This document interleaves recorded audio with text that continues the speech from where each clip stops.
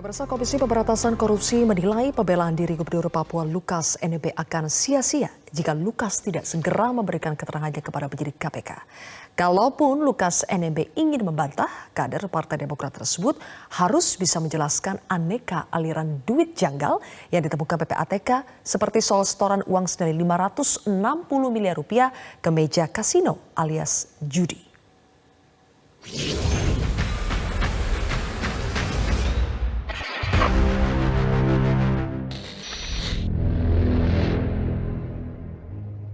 Ultimatum Menko Polhukam Mahfud MD agar Gubernur Papua Lukas NMB patuh kepada hukum sepertinya belum disambut baik oleh pihak Lukas NMB.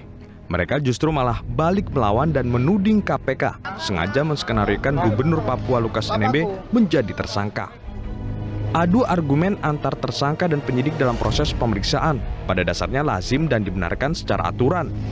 Namun menurut KPK, pembelaan diri Lukas NMB itu tidak akan berguna jika ia tidak memberikan keterangannya kepada penyidik.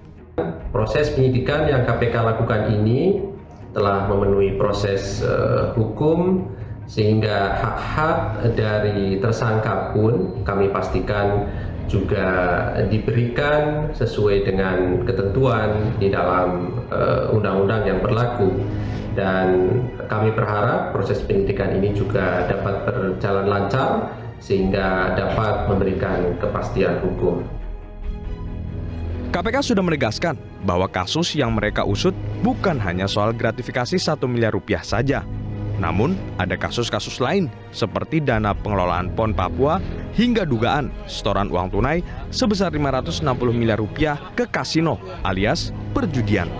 Salah satu hasil analisis itu adalah terkait dengan transaksi setoran tunai yang bersangkutan di kasino judi senilai 55 juta dolar atau 560 miliar rupiah. Itu setoran tunai dilakukan dalam periode tertentu. Bahkan ada dalam periode pendek setoran tunai itu dilakukan dalam nilai yang fantastis 5 juta dolar.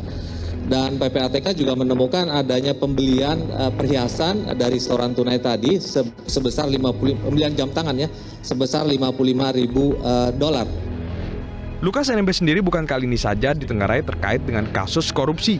Pada September 2017, penyidik Bareskrim Polri sempat memeriksa Lukas dalam kasus dugaan korupsi pengelolaan anggaran pemerintah Provinsi Papua 2014 hingga 2017.